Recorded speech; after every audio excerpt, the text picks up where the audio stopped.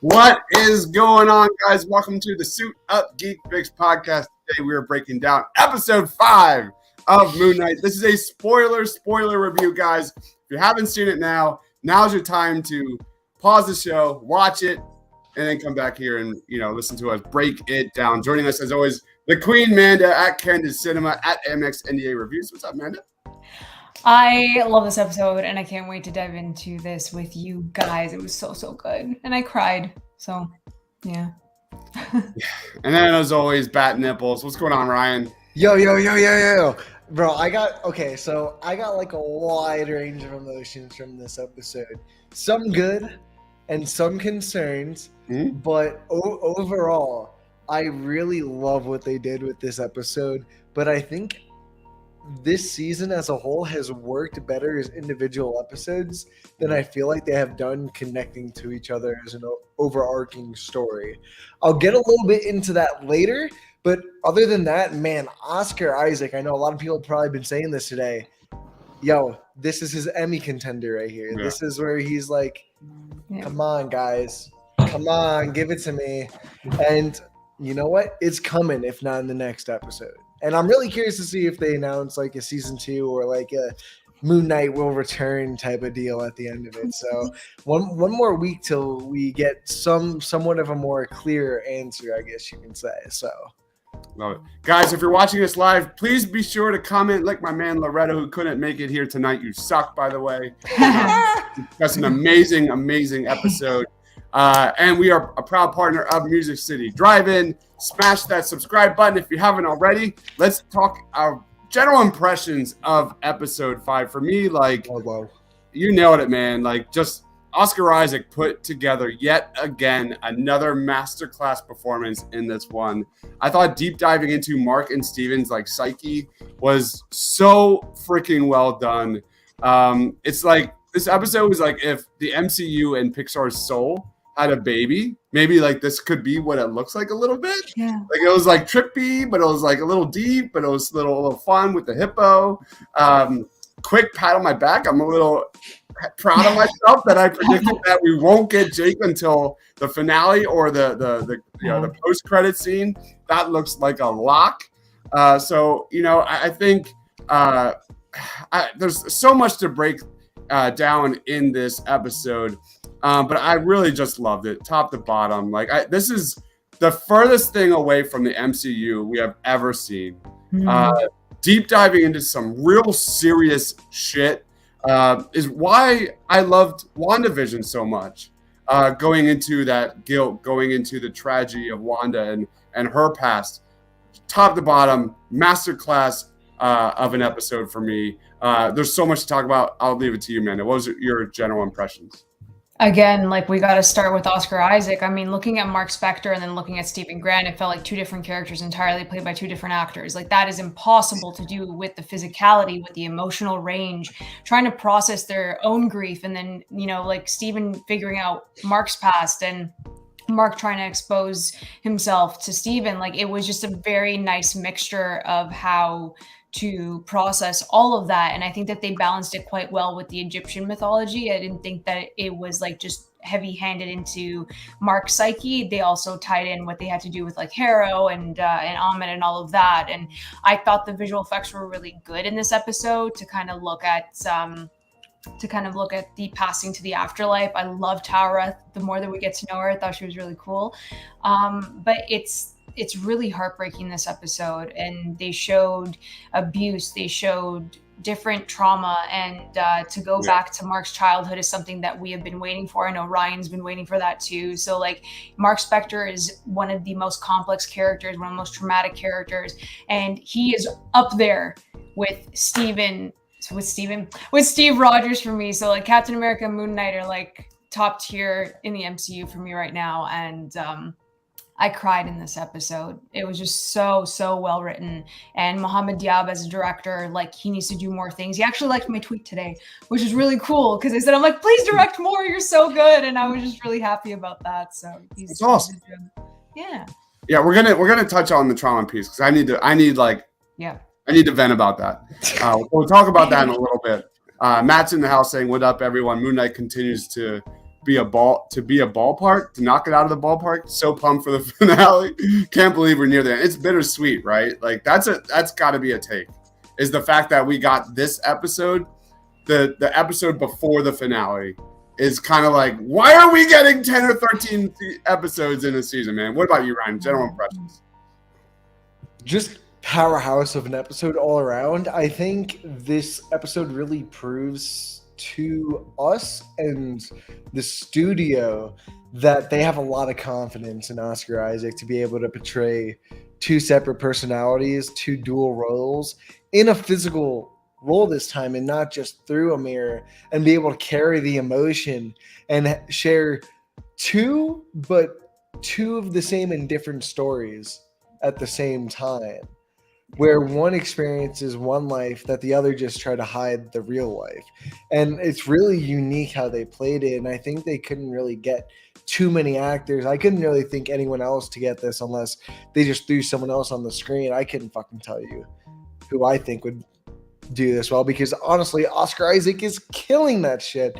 But I do want to say, well, I love this episode for all the trauma. I know I'm trying to like move around the trauma stuff right now because I know Deebs really want to get into that in a little bit. So I'll get into like one of my, not gripes, but like I said, concerns earlier, is I think when it comes to how they told his backstory, I think it's a little confusing. Me and Amanda spoke about this this morning, because in the beginning of the episode, I have a hard time pronouncing her name. It's Tarek. Tareth. Yeah, so Tareth says this space is built off of your cognitive mind, a place that you put yourself in. And Mark's like, yeah, we were put in an insane asylum. But throughout the episode, they show you progress as a child into a teenager, leaving his father and his mother, and then finally as an adult. But nothing.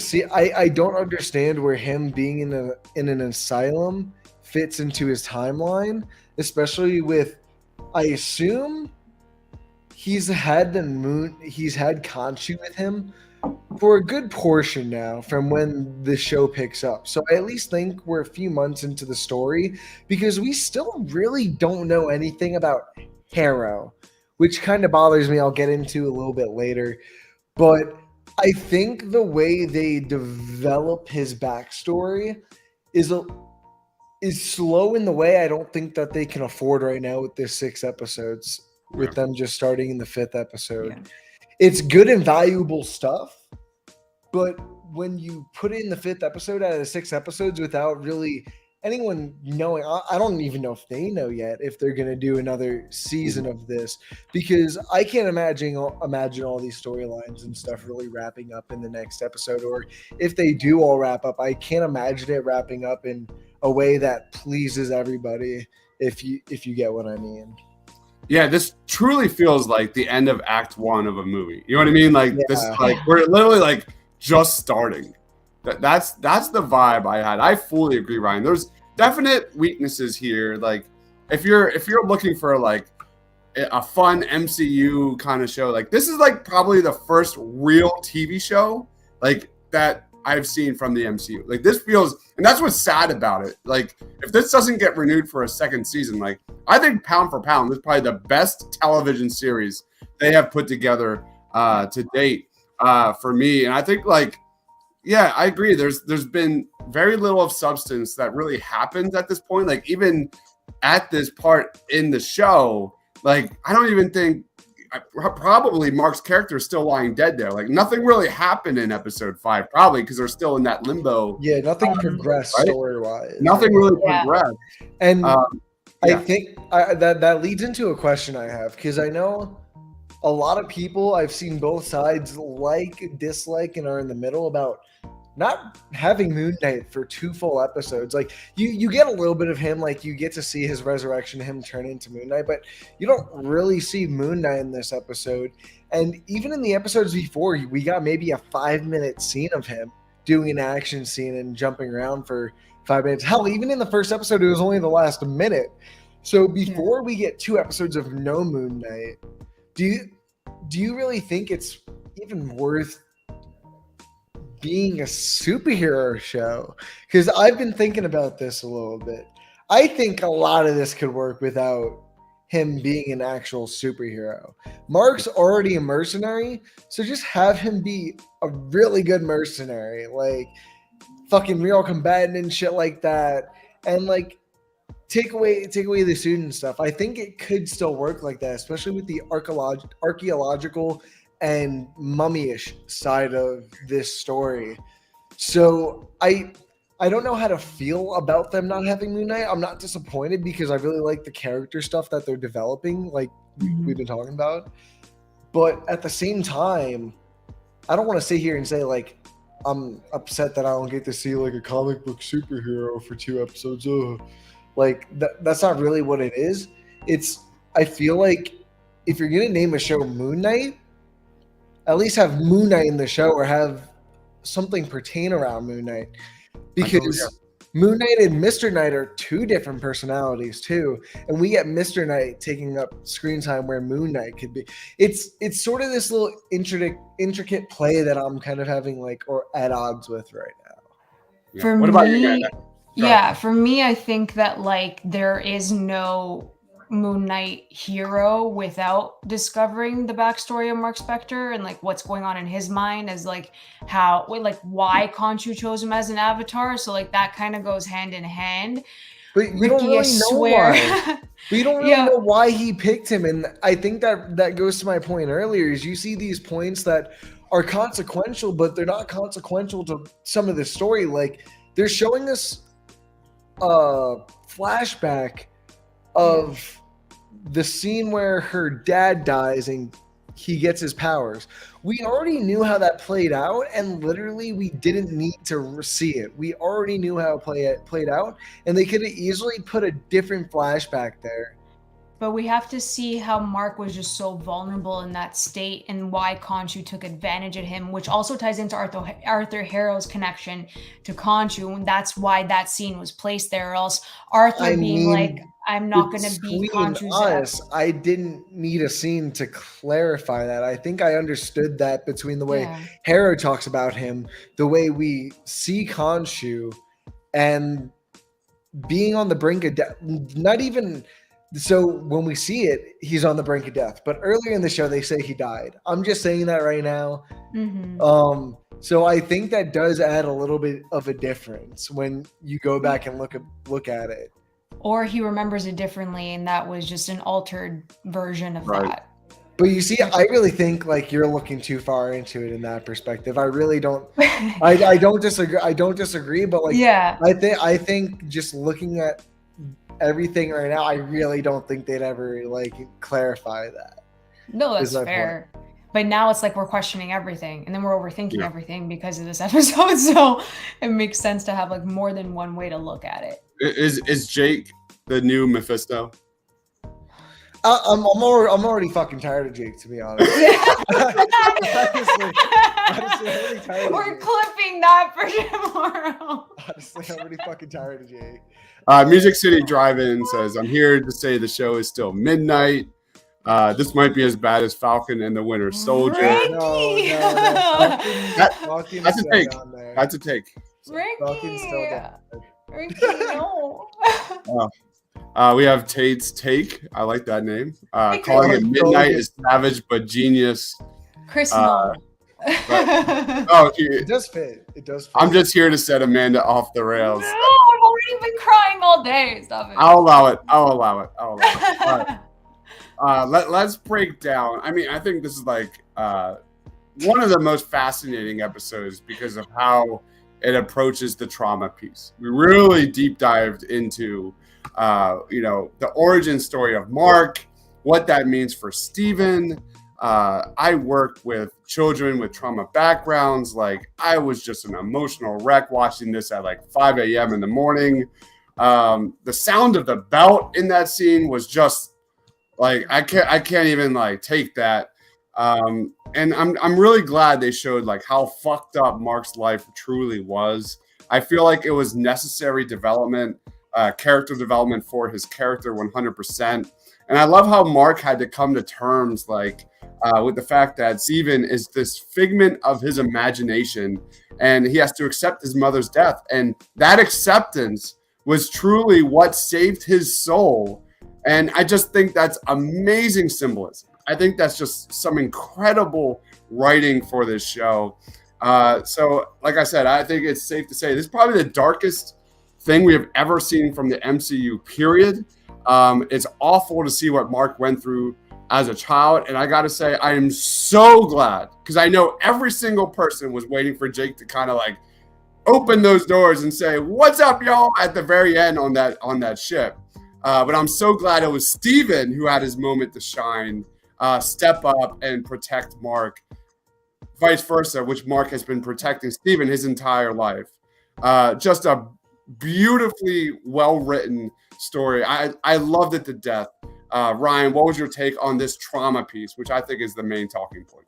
So I definitely agree with you on there, Deebs, and I'm not trying to say like I'm a fucking child abuse specialist over here, but like when I was reading through like some articles when I was doing research for school and stuff, you always read about how children form dissociative identity disorders when traumatic events like the mother coming in with this bell and him sitting there in the corner going like, "This is not my mother, this is not my mother," and him being in such mental distraught that he physically alters his mind to put her personality in his place so he can mentally hide all of his stress, his anxiety, his sadness, his every emotion that he doesn't want to feel, he's able to hold and capture in there. And being able to see it physically is totally different than when you read about it. And I think they did a really good job in depicting it, and in I think a subtle enough the way that it really got the message across without being too on the nose, if that makes sense. So I think they handled it really well. And like we said before with Oscar Isaac's performance, seeing him kind of pull Steven in pure fear of Steven finding out the truth of where he originated from, that he's pretty much just an identity of a fucking archaeologist on his poster. Like that's crazy. And to see that he thinks he has lived his own life. And I kind of like where they started in the story and showing us that Steven did have a life before the event started taking place, per se, in that version, or his perspective of reality. Because it really gives you the idea that he had his own life, and that was suddenly ripped away, that it all actually never existed. And I said this on the first episode, that his mom is fucking dead, doesn't exist or whatever. And that was pretty obvious from the first episode. But it's kind of even more heartbreaking when I didn't rewatch the first episode, but I just remember thinking back, and Steven talks about how his mom was sending him postcards. And then you think about Steven going to bed and Mark taking over the body and doing Moon Knight things at night.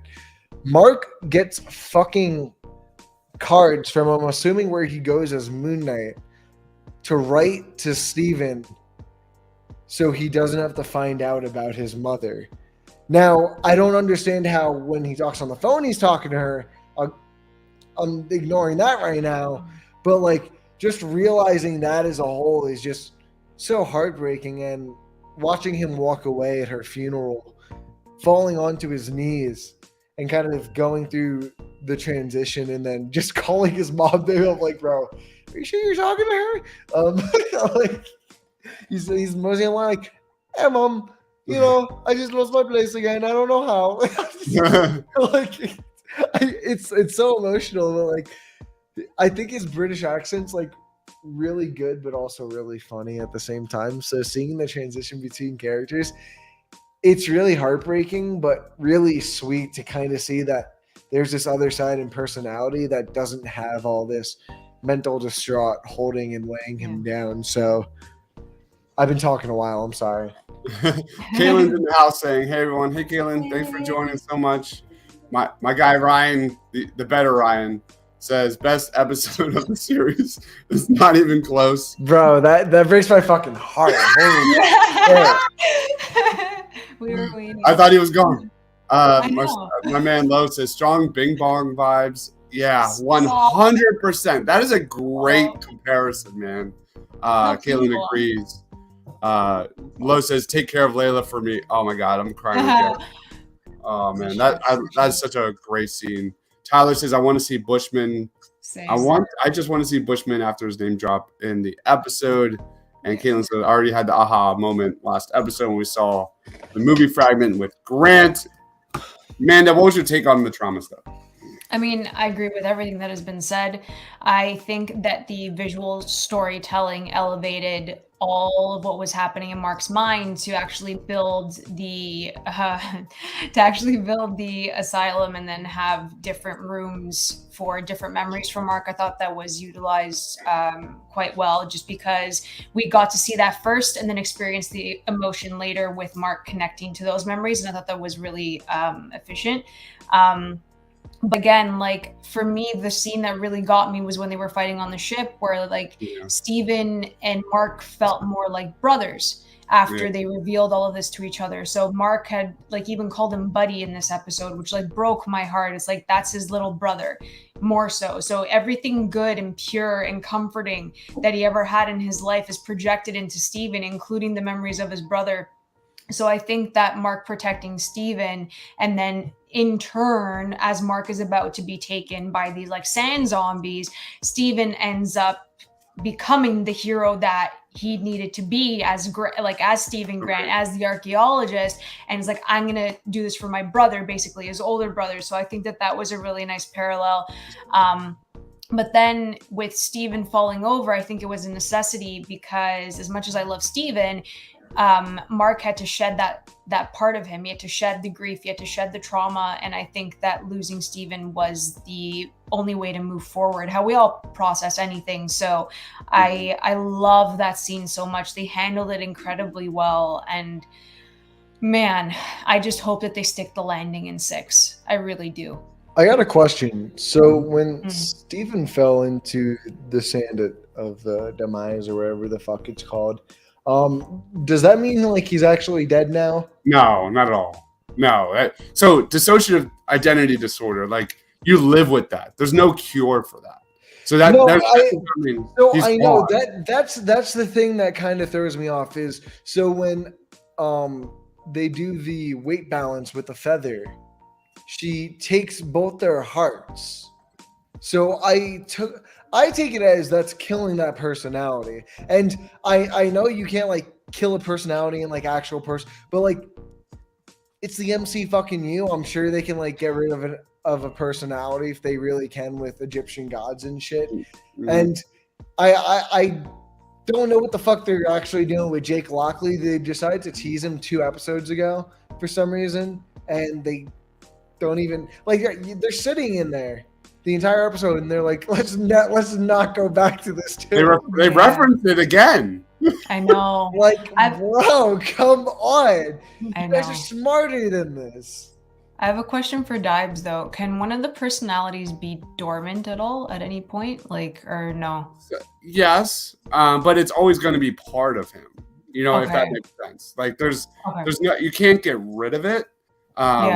It's just kind of Mark becoming, it kind of makes sense when you think about, the story and Mark's way of dealing with his childhood trauma. And now that he conquered it, does he no longer need Steven? I think from a story perspective with just 6 episodes, I don't see that happening. I don't think that's real. I don't see kind of Steven's like heroic moment meaning nothing, just to have him not part of episode 6 or the finale.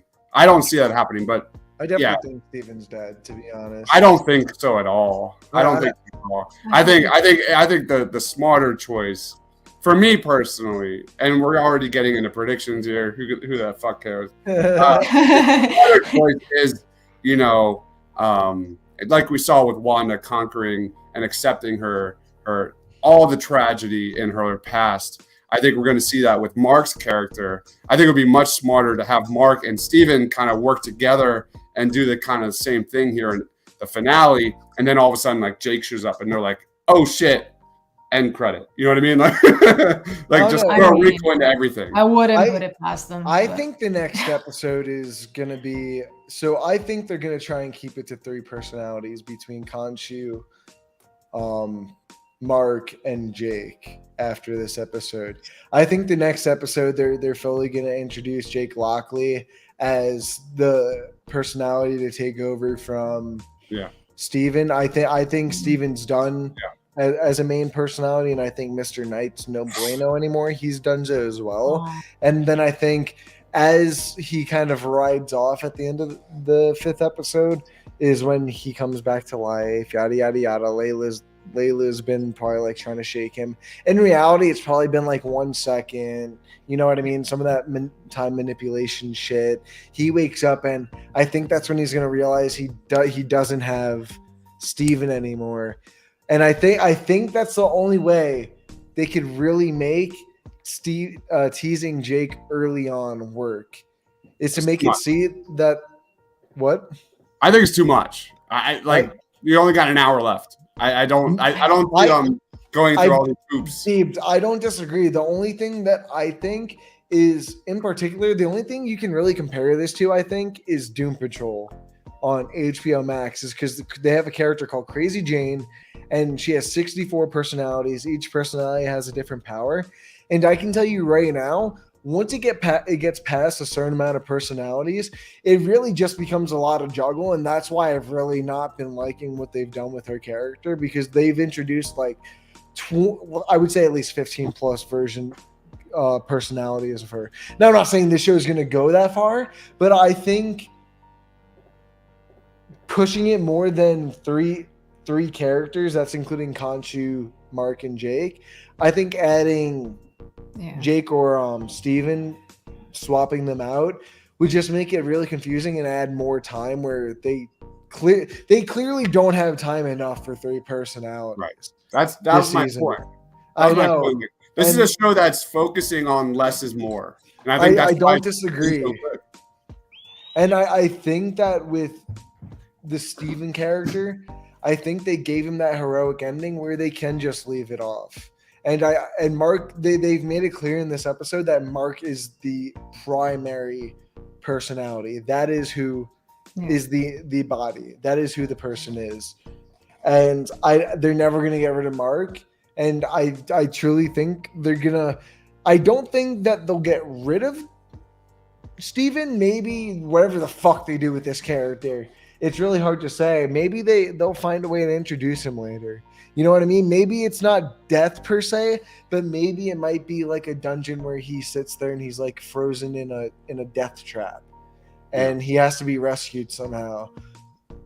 That's what I think, but I can really see it going anyway at this point. Real quick comments. Caitlin says, I don't want Steven to be dead. I hope they introduce Jake and set him up for season 2. I hope so too. If they threw Jake in this season, it would be too chaotic. I agree. And that's kind of like everything we have learned about this show is they don't care about the MCU. They're trying to give us a clear, coherent story about Jake. I'm sorry, about Mark and Steven. Yes, go ahead, Amanda. Sorry. Oh, no worries. I was just scratching. Don't worry. I agree with everything that's been said. I do think that, Ryan said, I think Jake's going to replace Steven. Or what could happen is that Steven comes back as the proper Mr. Knight that we were supposed to have in the first place, where he had this minor character development, and then he can come back in that way. My theory, and I did say this on Movie Files Live earlier, I said that if they do present Jake Lockley, that is the only way that they can bring Moon Knight into New York City.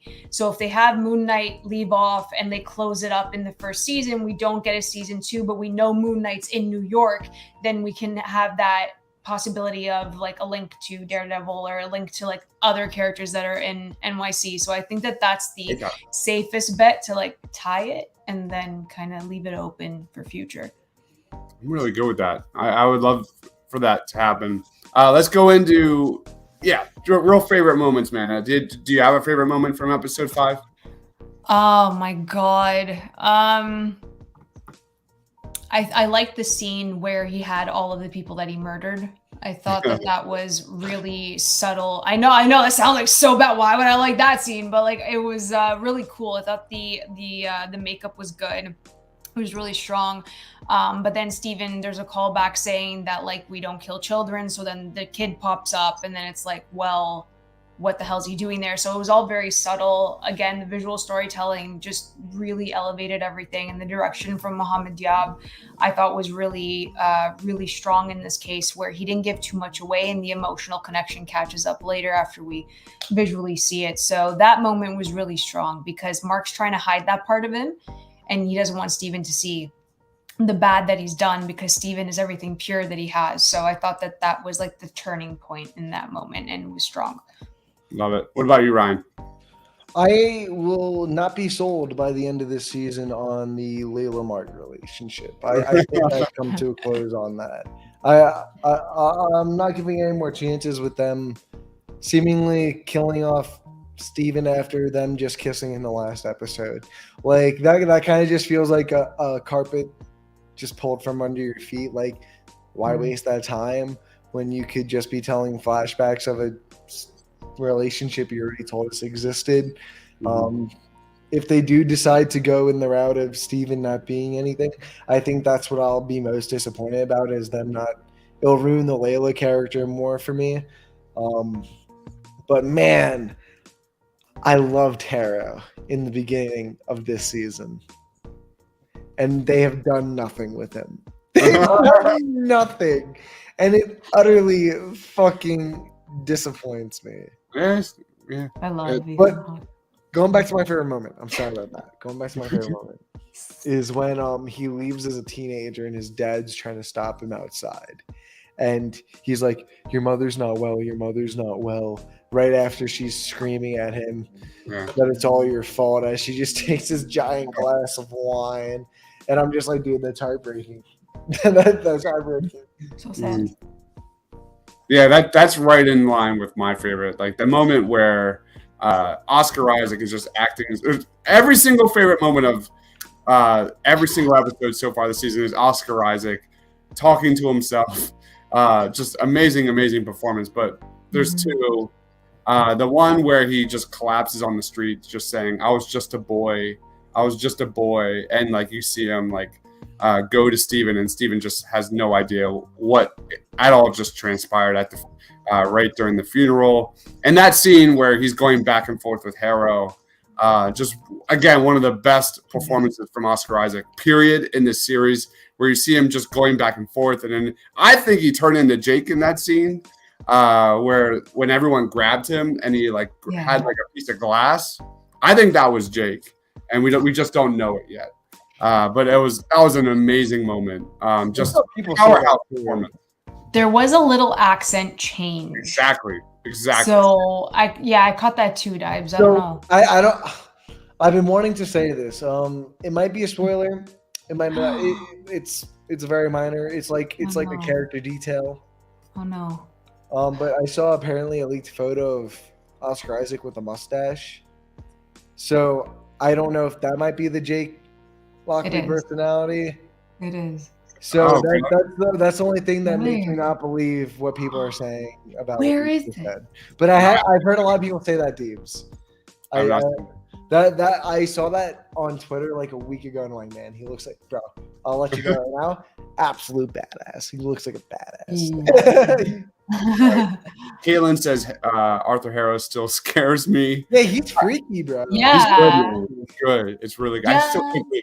Just the idea of glass in his shoe still freaks me the fuck out. That was such a good introduction. Yeah, and then they gave us these last two episodes. Such a subtle performance. I love it.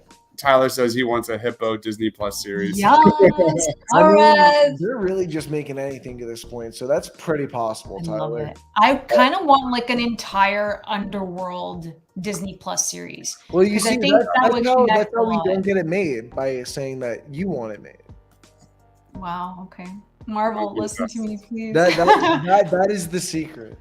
That is the secret. Amanda, how would you grade this episode out of 10? This is a 10-10. Yay! 10 out of 10. I finally did it. It's a 10 out of 10. I love this. I watched it like 3 times today. So I woke up at 3, watched it. Then I had breakfast, then I watched it. And then I watched it again while I was doing some work. But like, it's just so good. And personally, the way that this was written, the way that it was very strong pacing. Every single episode of Moon Knight has the strongest pacing in the MCU, to be perfectly honest.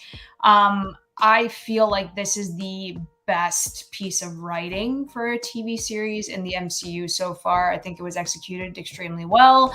And this is gonna get there to like top 5 MCU projects. Like it's going there. So 10-10 for me. I would argue is probably top 5 MCU episodes ever, easily. Yeah. What about you, Ryan? No, yeah, this was just a powerhouse performance of an episode all around. I'm just gonna give it a 9.5. I'm not in the same boat as Amanda with it being one of like the best stories of all time. I really like what they're doing with Mark, and I love it all. But like the Layla character, I don't care about. The Harrow, they're kind of falling flat on. And depending on how this finale goes, it's really making me feel that they're just doing things because they're not sure if they have a second season. So they're kind of like, I just want to do this just in case we don't get a second season. And they'll tease us on an even bigger thing. But because they want to do something quicker, it stops them from progressing the story in a better way. Yeah.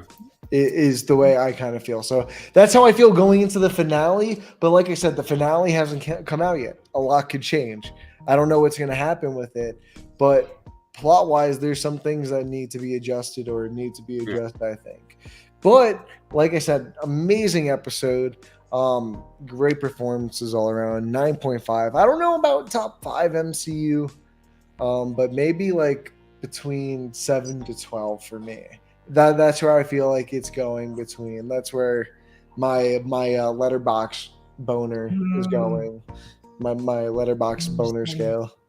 7 to 12. I'm not. There's a joke in there somewhere. I'm not gonna. There is. There's always a joke in there. All right. Caitlin says it's one of the best episodes so far of the series. I think I'm a big fan of character origin stories, backstories. I feel like 8 episodes. Should have been 8 episodes. That's it. Am I doing right? Yeah. 8 Tyler says Daredevil still better. We're not there yet. We still have one more episode to go for me, but I agree, man. This is a straight 10 out of 10. This is unbelievable. I watched it for the second time, and it was better the second time. By far the most dramatic, fun, complete episode of the season, easily. And like I said earlier, less is more, man. And I think this is why I loved WandaVision so much. Like, it had a beginning, it had a middle, and it had an end. This is kind of the same kind of boat. You know, so many other shows try to throw so much at the viewers, which always ultimately leaves you like everything feels rushed or incomplete or not cohesive. Like Hawkeye, Falcon, and the Winter Soldier, like they threw so much at you, and you didn't know where this series was going to end. And I respect the hell out of the writers of Moon Knight for giving us this product that has a clear vision, it has a clear kind of idea of trimming all that fat that we've seen in the past from the MCU, and just giving a great story that doubles down on Oscar Isaac. God damn it, it sucks that he didn't have that opportunity in Star Wars. God damn it.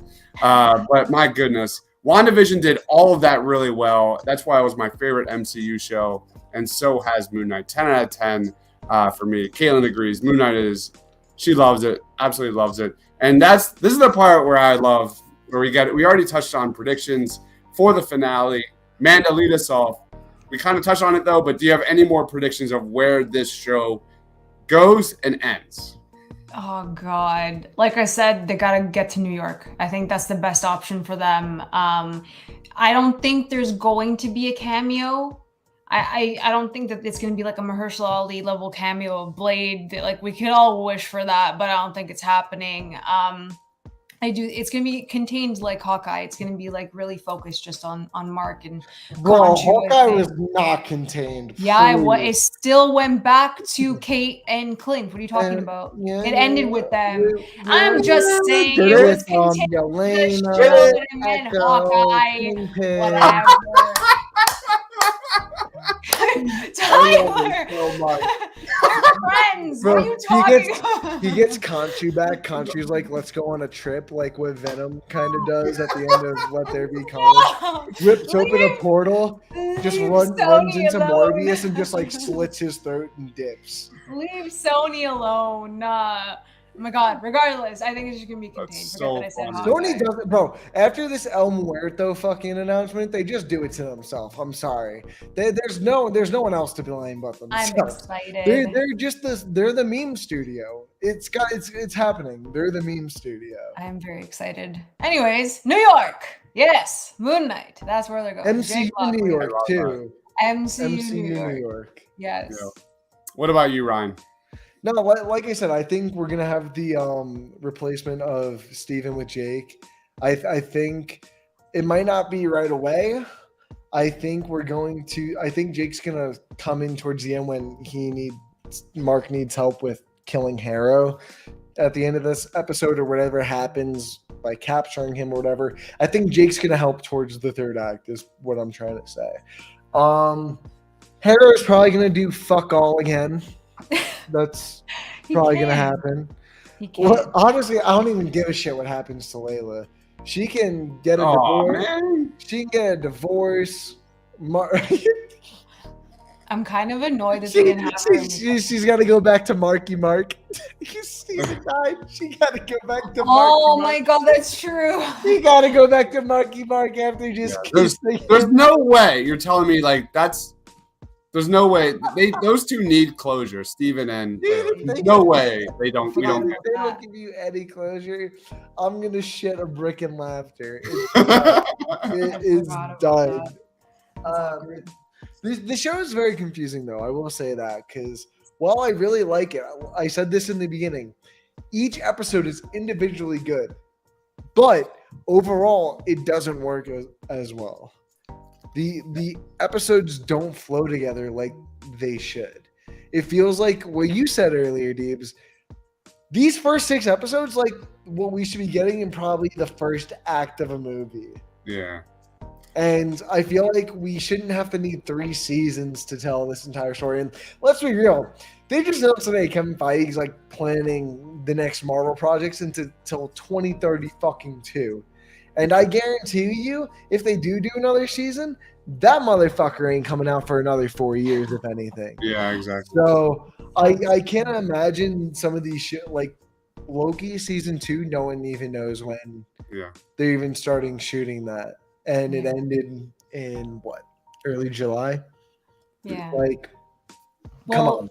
Kevin Feige said that he has a meeting with, like, and he's going to plan out the next decade of. I literally just said that. Yes, I literally just said that. I know. Yes. Sorry, did you just say that? Yes, I literally just said that. So until sorry. 2032. Yes, thank you. That's right. I go. Wow, thank you. I'm so glad. Thank you for paying attention. Is anybody worried about like jamming so much into this finale? Like you? Yes. Like, No.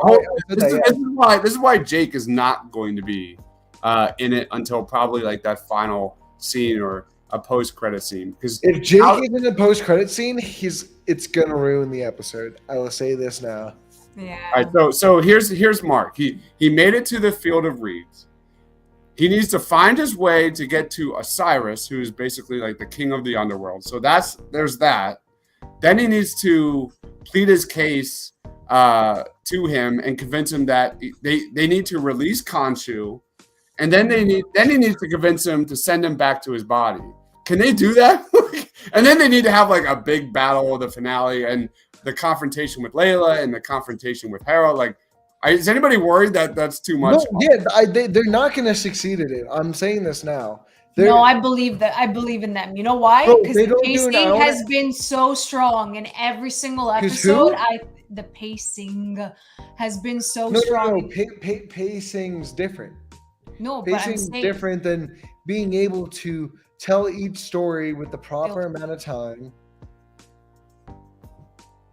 I'm saying that he'll be able to do that. I woke up at 3. I'm sorry. Because they not all the storylines have enough information that could fit in this, bro. Literally, fucking the villain needs to explain what he's doing first.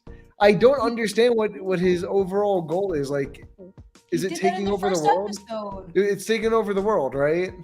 He did it in the first episode. He wants to make Earth heaven, and then he can balance. He literally said it to us. That's why I'm saying there's nothing to his plan. No, I know, but that's my point. There's nothing to his plan, so why should I care? They haven't given me anything towards his plan. You just said it's nothing. There is no plan.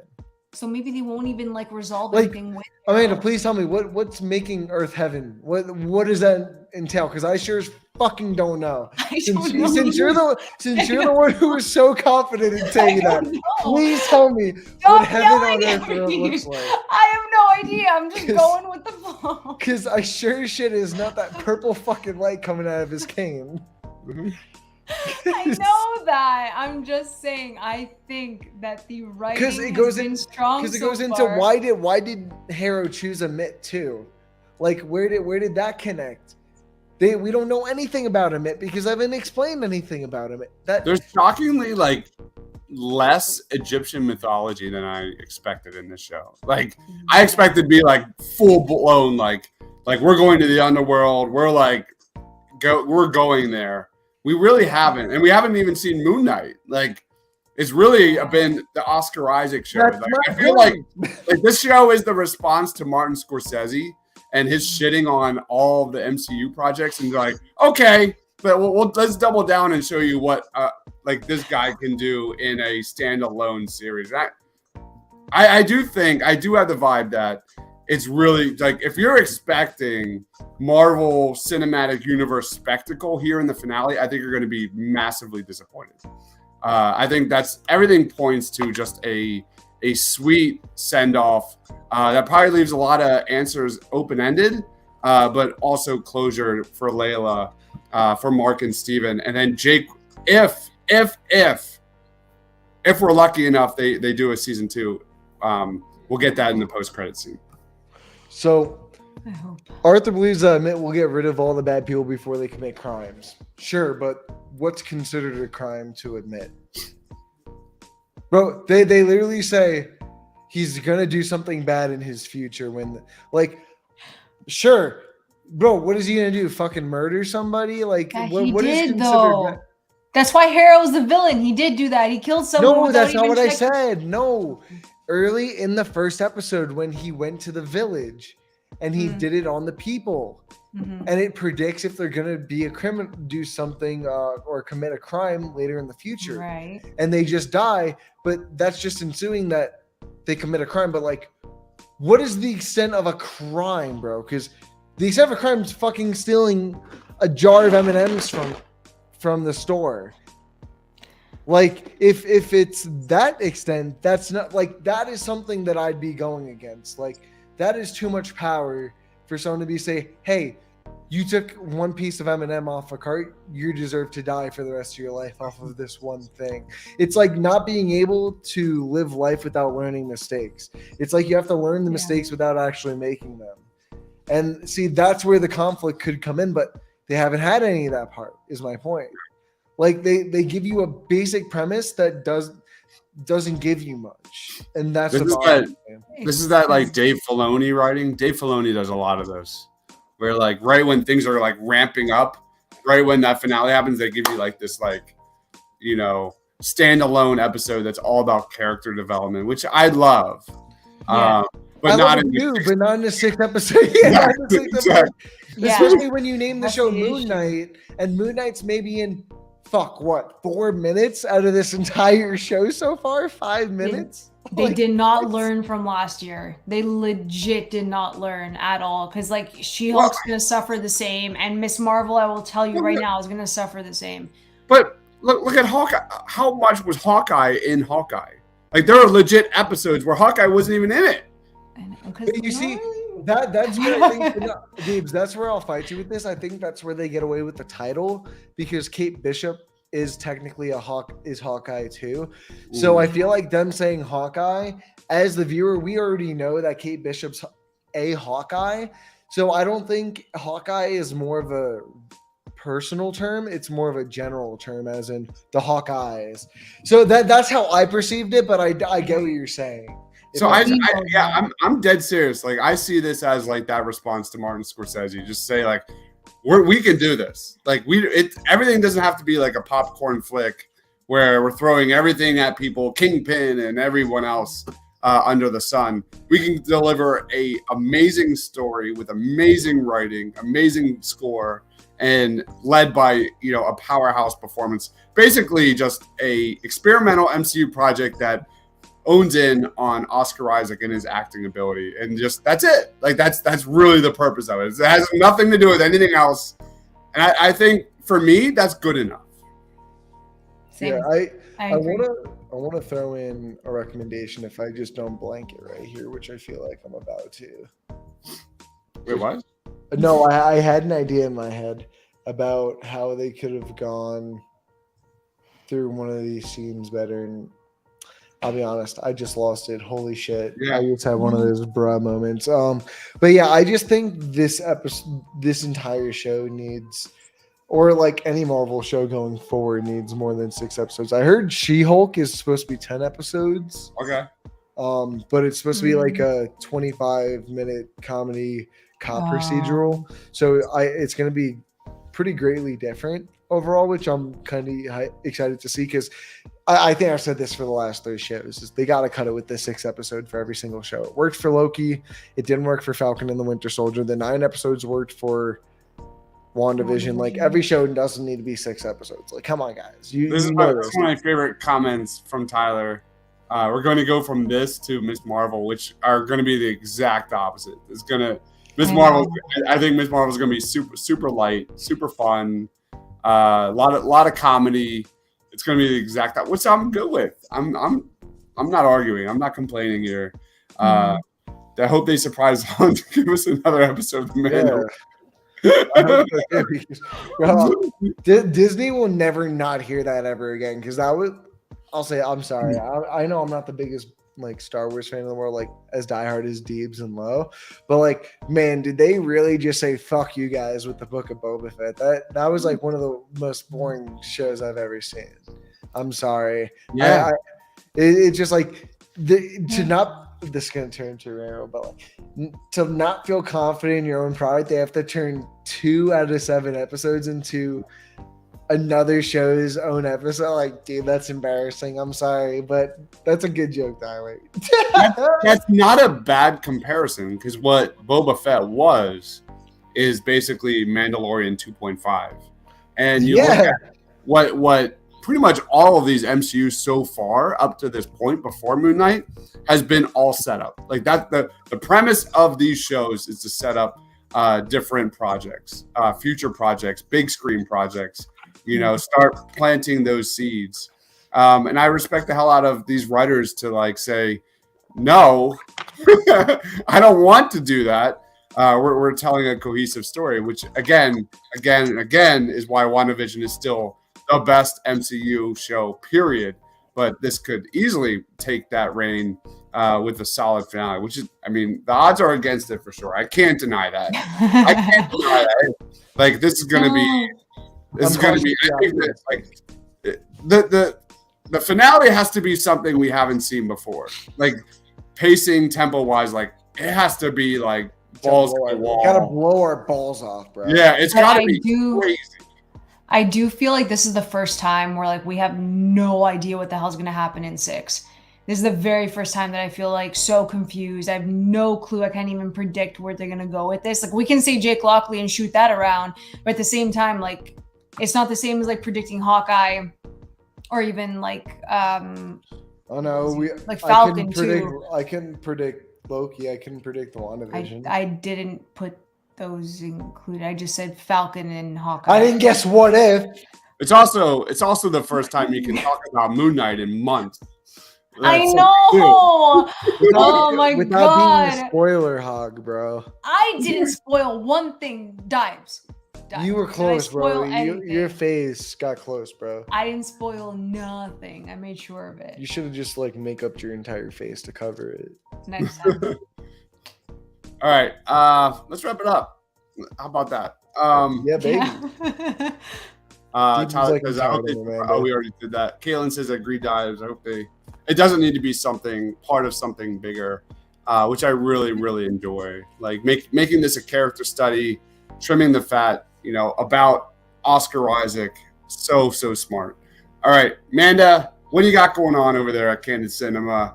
Time is yours. I am going to be watching The Quest, which is an action and adventure show going to Disney Plus for the children. So I'm going to be covering that. The embargo's May 2nd. Wow. Watching that. Am I wrong? Why are you laughing, John? Has anyone seen The Quest with Jean-Claude Van Damme? No. I thought for a second you were going to review The Quest. It's by far one of his cheesiest movies, but it's terrific. It's a Watch it. Jean-Claude Van Gotta Damme watch it movie. now. Great. If you love Bloodsport or Lionheart, like it's right there. Bloodsport's is shit. I'll check that out. But yeah, I'm also doing my rewatch of Stranger Things, just so I can do some videos on that. But that's pretty much it. And then Multiverse of Madness on Monday. You suck. I'm Oh, sorry. I've been telling her this the past week ever Yeah, since she that's told me all she he got the said. screener. I wake up every morning and I'm like, Amanda, you fucking suck for seeing Doctor Strange on, and then I put the date. It's gonna be so good. It's gonna be so Yeah. good. Bro, it's I'm literally gonna excited. blow my nuts off. You don't even know. What about you, Ryan? Honestly, I love like the concept of Moon Knight, but with a few disappointing things here and an amazing performance by Oscar Isaac. I think this show is building up to not be one of my favorite Disney Plus shows, but one of the better Disney Plus shows, if that makes sense. So I feel like a lot kind of is weighing on the finale with how I kind of perceive the show as a whole, because I've kind of just explained how disappointed I am with the overall structure of it rather than each individual episodes, because I know they can do better. I know it, bro. I mean, other than knowing that they've got the financial capability to do better, they've got the creativity to do better. And they definitely don't have the limit. They have the limit. I can't talk. They don't have the limitations that a lot of networks are given type of studios for like TV shows and stuff.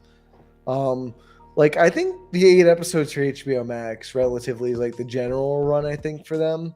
I think it works pretty good for them, but like 6 episodes does not work for Disney Plus and their Marvel TV shows for every show. Like I said, it works for some, but it doesn't work for all. God bless you, Marvel.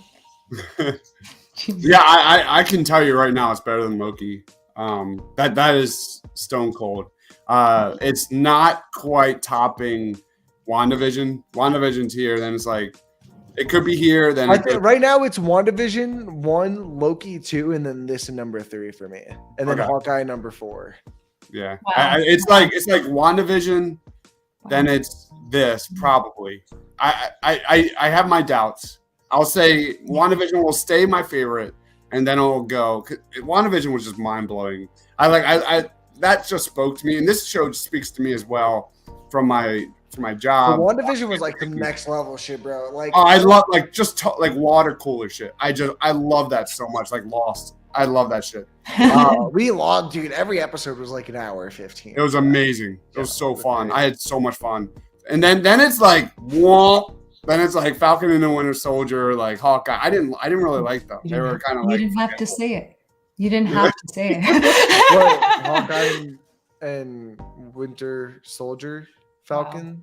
Wow. Sorry, Wow. I forgot. I didn't really care for it. I will say this has potential to overtake WandaVision if it all comes together, which will be tough. Kaylin has her rankings: WandaVision, Loki, Moon Knight, That's Hawkeye. probably mine, actually. Yeah. Caitlin, you're hurting my heart, but as long as Moonlight's third, I'm good. Well, that's not a shock because you have bad taste, and we knew this already. Don't start. Dude, Please don't Deebs start. even know. He's shaking his head. He's just like, bro, I can never forgive her for Morbius. Guys. Like BBS Zack Snyder's Justice League and now Morbius, bro. She's Guys, out, bro. I didn't say I loved it. You No. I said liked it, bro. Liking it. That's a moral sin for my man. Here's an aside. So we were hanging out the other day, and we were like, "What's a movie that Eva would love? Like she's obsessed with sharks." So we're like, "Let's find Shark Tale. Let's find Shark Tale and watch Shark." It's so bad. It's one of the worst movies I've ever seen. It is. No. It is so bad. Watch Shark Tale. You're telling me Will Smith didn't deserve an Oscar for that? Watch Shark Tale. And you're telling me Martin Scorsese was in peak cinema in that? But does she like it? That's all that matters. If she likes Yeah, it. Of course she loves it, bro. Good. That's all that matters. I mean, not like other films, like not some of the other best ones, like Lion King, Moana, and Kanto. Like she's like Frozen. But have you shown her like peak animation, which is Spider-Verse? No, you got to get her to that level. You got to get her. She's not there. Well, we have time. All right, guys, let's wrap it up. Thank you, everyone. Thank you, everyone, for watching. We are part of the Music City Drive-In. Go check them out. Follow Queen Manda over there at Canon Cinema at AMX NEA Reviews on Twitter. That is Bat Nipples at Just Ryan again on Twitter. Be sure to smash that subscribe button. We'll be back next week for the series finale review of Moon Knight. I cannot wait. It's going to be amazing. Thank you, everyone, for commenting. As always, Tyler, Caitlin, Loretto, not you. You suck. Everyone else rocks. For Ryan, for Amanda, for myself, stay awesome, everyone.